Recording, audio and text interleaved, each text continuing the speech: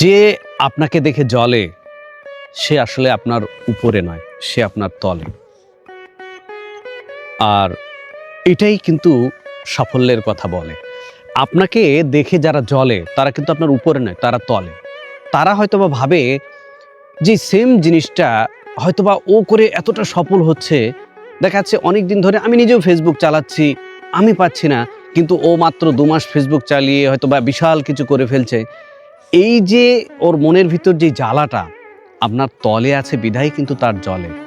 তো এই মানুষগুলোর কথা কানে না দিয়ে বা এই মানুষগুলোর সঙ্গে সঙ্গ না দিয়ে যারা আপনাকে পজিটিভলি ভাবে, যারা আপনাকে দিয়ে জ্বলে না, তাদের সঙ্গে আপনি থাকবেন, তাদের সঙ্গে সময় কাটাবেন, দেখবেন যে আপনি পজিটিভলি কিছু পাবেন এবং কিছু ইতিবাচক কিছু আপনি সাড়া পাবেন।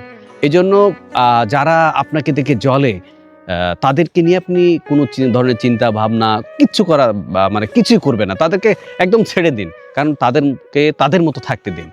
কারণ এই জিনিসটাই সবসময় মাথায় রাখবেন যে যারা আপনাকে দেখে জ্বলে বা আপনার কাজ দেখে জ্বলে বা আপনার সাফল্য দেখে জ্বলে, তারা আসলে আপনার উপরে নয়, তারা আপনার তলে।